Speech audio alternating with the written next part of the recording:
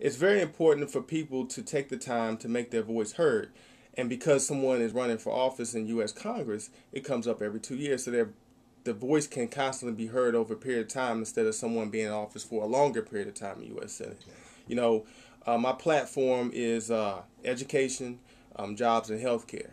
You know, when I went to McDonald's, I guess it was a couple months ago, when I got the receipt, it said if you'd like to apply online, go to McDonald's.com. You know, in some of these rural areas where they don't even have internet access, it's hard to even apply for a job at McDonald's. And you know, the old saying is, if you want a job, anybody can get a job at McDonald's. Well, that's not true, because if you don't have internet access, you can't even apply for a job at McDonald's. So we need to make sure that education is taken care of so that people can have access to the internet. They know how to use the internet. And then once they get a job, they have opportunity for health care. Affordable and accessible health care. Because where I am in Warren County, the closest hospital isn't even in Warren County.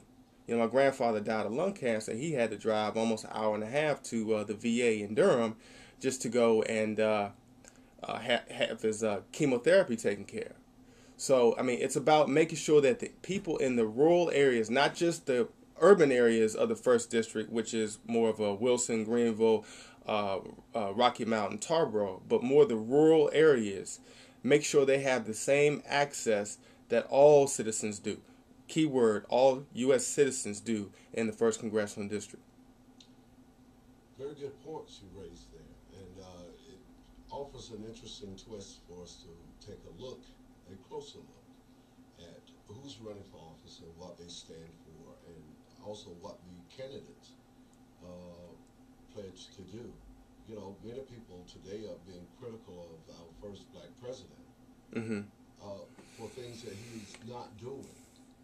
And at the same time, these same people were being critical of him, never asked anything of him during the campaign, nor did he promise anything along the lines in which they are now finding some disagreement with him. And I think that's totally unfair. The time to ask you and demand things of you as someone who wants to represent our views is while you're on the campaign trail. Yeah, you're right. I mean, the key word for a representative is to represent.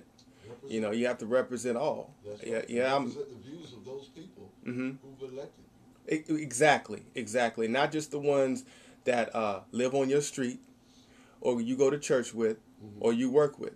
You have to represent all. I'm a 35-year-old African American male, and my job is to make sure that I represent a 70-year-old,